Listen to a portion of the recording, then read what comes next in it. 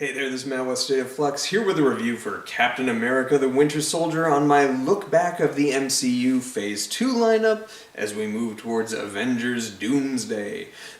This is the movie I watch immediately after Iron Man 3 before going into Avengers Age of Ultron. Because as Iron Man 3 grounds us back into the MCU proper after a brief cosmic hiatus with Thor the Dark World and Guardians of the Galaxy, this kind of continues that trend. And this is a movie much like Guardians of the Galaxy that I think gets a little overhyped, this one far more so than Guardians of the Galaxy. And I think the biggest issue I have with this is that this is a movie where everybody dies, but nobody dies. It wants to make big, huge moments, but doesn't have the confidence enough to let them actually happen, so all of them get bought back. And that really kind of rubs me the wrong way. Now, I know some of this is very MCU comic book stuff.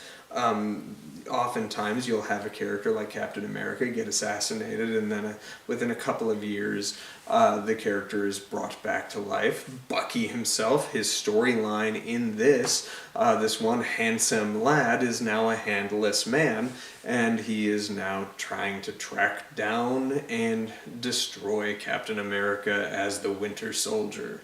And all of that stuff comes right out of the comics, and yeah, sure. But, like, the need to kill off Nick Fury, but then he's not really dead. The need to kill off Cap kind of at the end of the movie, but he's not really dead. The already buying back of Bucky. Did Black Widow just die? Oh no, she didn't. All of this just gets repeated a little too much in this film for me. It's a film with high stakes and yet none at the same time, and that really bothers me.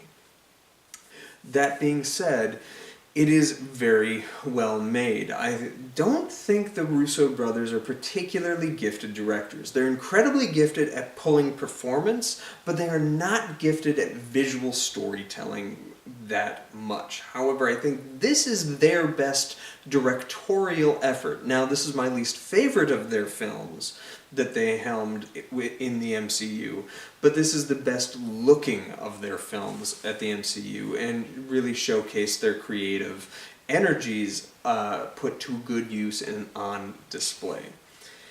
Now, I really appreciated the fact that this film had Cap teaming up with Black Widow, whose alliance you don't really know where she stands, and this kind of makes a firm stance on Black Widow that kind of doubles down on where her character was going at the end of the Avengers. And that I really did appreciate. And she really helps make it work. Chris Evans is fantastic all the way through, and they sort of switch up his action to make it a little more catered to what people want out of a Captain America, and that's why I think so many people do like this one, because they weren't a fan of the action stylings of the first Avenger. I happen to like that movie considerably more than this one, but Marcus and McFeely know how to write his character, and Chris Evans knows how to embody him. On top of that, they did a good job with a mostly good job with Black Widow in this film, and they gave you a Sam Wilson who's a very interesting new addition to the team, as well as giving a great twist in the reveal that Hydra has embedded itself so deeply within S.H.I.E.L.D. that S.H.I.E.L.D. has splintered into disrepair. And this is where my daughter's viewing of the movie really came in quite neat, because I knew where all of that was going. She didn't. The reveal of Bucky was a big surprise to her, and she thought that was really cool. The reveal of Hydra, she thought that was kind of cool. But she found this film overall to just be not as good as that first Captain America movie. And I am in firm agreement with her. I think the score is kind of neat, especially the Winter Soldier's theme. But for me, there just seems something missing, and I think this is the weakest of the original trilogy of Captain America films, which I know is sacrilegious to a lot of people who have this as their all-time favorite MCU movie. I know several people that believe that, and I just don't see it. I think the whole spy thriller vibe of it is neat, but it isn't that unique to me. I think what's more unique and a better written film is that first one.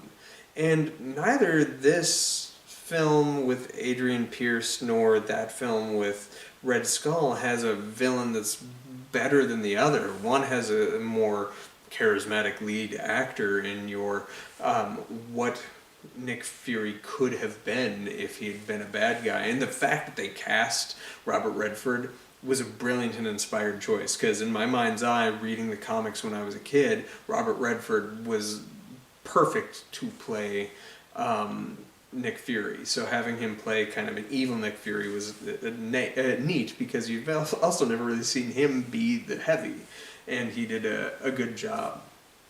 A good job with it. There's a lot of really good stuff in this movie. I think the stuff with Zola is some of the strongest segments of the film. But as I say, the stakeless, high stakes movie just kind of falls flat for me. What makes it work is quality of writing overall from Marcus and McFeely in getting the character motivations right, and the sell of the actors, all of whom are really good.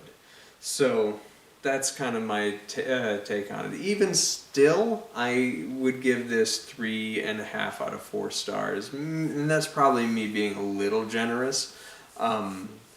It's a good movie, but one of my least favorite of the Phase 2 lineup.